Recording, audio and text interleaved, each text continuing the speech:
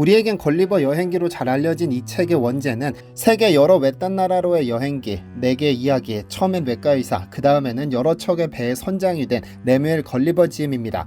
영국의 아일랜드인 작가 조너선 스위프트가 1726년에 쓴 이 소설은 영국 가디언지가 선정한 세계 100대 명저이기도 한데, 과거 영국 정치사회의 타락, 부패, 인류의 어리석음을 풍자하면서 큰 인기를 끌었으나 금서로 지정되어 논란의 중심에 서기도 했죠.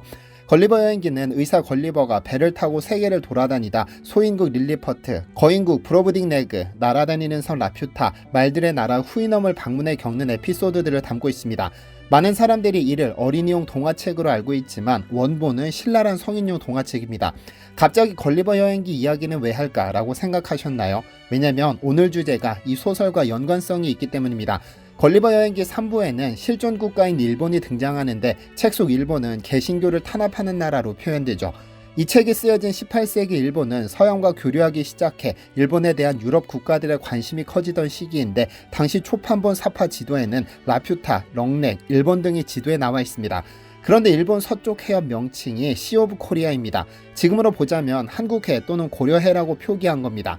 그러니까 이 책이 발간된 1726년, 그러니까 지금으로부터 약 300년 전에 유럽인들이 동해는 한국 바다로 인식하고 있었다는 강력한 역사적 사실을 증명합니다. 당연히 독도가 우리 땅이었다는 사실까지도 인정되는 것이죠. 저자 조너선 스위프트는 조선을 편애하기는커녕 관심을 가졌다는 증거조차도 없습니다. 오히려 이 사파가 담긴 걸리버 여행기 3부에는 일본 관련 서술이 등장하고, 해당 소설 속 지도에 나오는 실제 장소 및 지명은 사실에 가까울 정도로 자연스럽게 표기했죠. 그러니까 시 오브 저펜이라는 지명은 18세기 이후 언젠가 일본이 의도적으로 세계에 펴뜨린 명칭인 겁니다. 그런데 이렇게 동해를 한국해로 표기한 지도가 걸리버 여행기뿐만은 아닙니다. 독일의 한 박물관에도 한국해로 표기된 고지도가 발견됐는데, 이를 발견한 사람이 의외의 인물입니다. 안녕하세요, 디스멘토드입니다. 많은 나라가 국경을 맞대고 있는 지금 어떤 지명으로 표기할 것인지의 문제는 국제적인 분쟁을 초래할 가능성이 다분합니다. 제국주의가 횡행하던 시절에 강대국이 임의로 표기한 지명은 민족국가가 들어서면서 국가 간 분쟁의 시발점이 되었죠. 우리 동해 역시 이에 해당합니다. 하지만 아무리 한국을 기준으로 동해 또는 한국해라고 불러도 외국 교과서와 지리부도 등 90% 이상이 이 바다를 일본해로 표기하고 있는 실정입니다. 그리고 이를 보편적으로 인정하고 있는 상황인데요. 그러던 지난 3월 9일 SNS에 놀라운 영상 하나가 게재됩니다. 그런데 이 영상을 업로드한 인물은 한국인이 아니라 유디트 크빈테른이라는 독일인입니다. 그녀는 독일 피르스텐베르크에 있는 도자기 박물관에 갔다가 한국 입장에서 너무나 중요한 지도 하나를 발견했다며 동해가 한국해로 표기된 아주 오래된 지도를 공개했습니다. 공개된 지도에서 동해는 한국해라고 선명하게 표기되어 있는데, 이 지도는 도자기의 역사를 설명하기 위해 전시된 복사본으로 1740년대 중반께 영국에서 제작됐습니다. 이 지도를 그린 인물은 영국 왕실의 지도 제작자였던 엠마누엘 보헨으로 알려졌는데, 그는 영국 조지 2세와 프랑스 루이 15세 시대 왕실 지도 제작자로 근무한 것으로 알려졌습니다. 그래서 동시대 사람들에게 가장 정확한 지도를 제작해 높은 평가를 받은 인물이기도 하죠.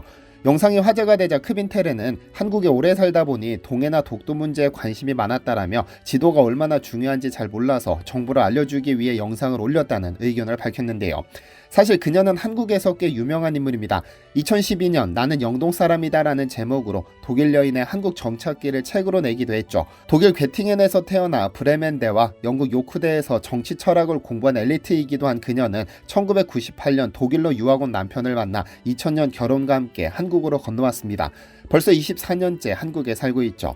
원래 서울에서 한국 생활을 시작했지만 남편의 고향인 강릉을 오가며 소나무 숲과 바다, 호수 등 한국적인 풍광에 매료되어 영동에 정착했습니다. 3개 나라 9개 도시에서 살아본 독일인이 결국 강원도 영동을 만나 완전한 인생의 쉼표를 찾은 겁니다. 그런 그녀가 일본의 역사 왜곡을 정면으로 반박하는 지도 하나를 독일에서 찾아내 공개한 겁니다.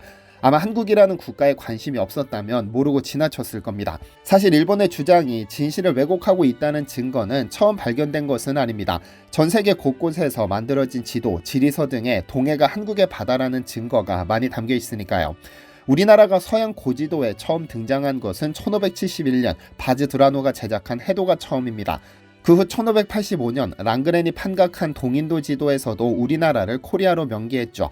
동해 표시가 처음 등장한 것은 17세기 초반으로 당시 포르투갈이나 영국에서 다수 등장합니다.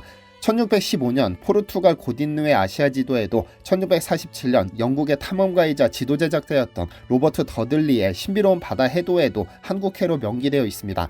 1694년 영국 세계 지도에서는 동양해로 표기했죠. 동양해라는 명칭은 한국, 일본, 중국 연안해와 동해를 지칭하는 범용어였습니다. 1714년판 허만몰의 중국 지도에도 한국해로 명기됐고 1734년 러시아 키리로프의 아시아 지도에도 한국해라 표기했습니다. 1748년 영국 해리스는 13세기 마르코 폴로의 항해와 여행이란 지도에서 동해로 표기했으며 1752년 영국 보엔의 지도에도 동해를 한국해로 명기했습니다. 제국주의가 극성을 부리던 19세기 영국 화대는 세계 일반 지도를 펴내면서 동해를 한국만으로 명기했으며 1844년 러시아 수로국의 북극해와 동아시아해 지도에서는 한국해, 1845년에 영국의 윌드가 그린 현대 일반 지도에서의 아시아 지도 역시 한국해로 명기했습니다. 사실 동해라는 명칭은 한국에서 2000년 넘게 불려오고 있습니다. 광개토 대왕 비문에는 동해 물가라는 의미의 동해고가 등장하는 등 일관된 명칭을 쓰고 있죠. 통일신라는 물론이고 고려, 조선을 관통하면서도 동해 명칭은 흔들림이 없습니다. 재미있는 사실은 일본에서도 19세기까지는 동해를 조선해라고 썼다는 점입니다. 다카시 가게야수는 1809년부터 1810년까지 막부의 지원과 허가를 받아 제작한 신정만국 전도를 보면 한국은 반도 형태의 조선으로 표기되어 있고 동해를 조선해로 표기했습니다. 메이지 유신된 1871년 요시대 무라카미가 그린 지구 만국방도에도 한국과 일본 사이를 조선해로 표기했죠. 일본이 지금에 이르러 동해를 포함한 바다를 일본의 단독 표기를 주장하는 근거는 마테오 리치가 1602년 만든 최초의 세계 지도인 고려 만국전도입니다. 이 지도에는 동해를 일본해라 표기되어 있는 바 일본은 그 이름이 역사적으로 오래되었고 일본의 명칭이 국제수로기구의 승인을 통해 한국과 북한을 제외한 전 세계 거의 모든 국가에서 사용되고 있기 때문에 국제적인 혼란을 피하기 위해 일본해로 표기해야 한다는 것입니다. 과연 맞는 말일까요? 역사적으로 외국에서 발간된 고지도들을 살펴보면 이 해역이 단일 명칭이 아니고 시 오브 코리아, 이스트시, 오리엔탈시 등의 다양한 명칭으로 17세기 후반부터 18세기 말까지 사용되었다는 것을 알 수 있습니다.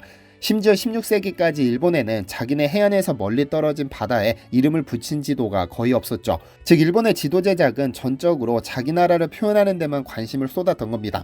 이랬던 일본은 제국주의가 정점을 찍던 19세기 말 일본에서 발간된 모든 지도와 지고본에 한국과 일본 사이의 바다에 일본해를 사용하기 시작합니다.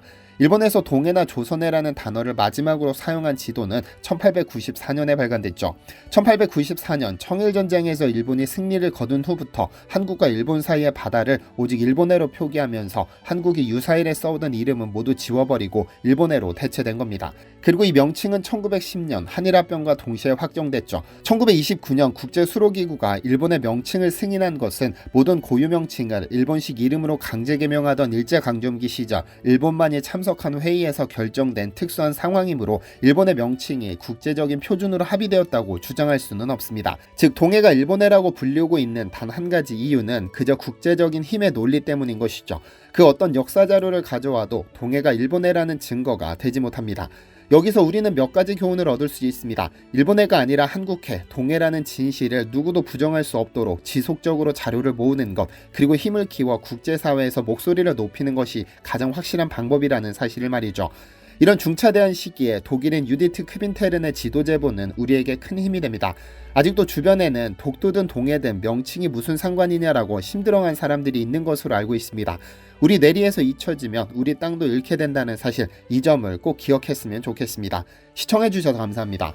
디시멘터리에서는 여러분의 제보를 기다립니다. 제 채널에서 다뤘으면 좋겠는 뉴스 또는 널리 알려졌으면 하는 영상은 디시멘터리 네이버.com으로 보내주시면 소중히 제작하겠습니다.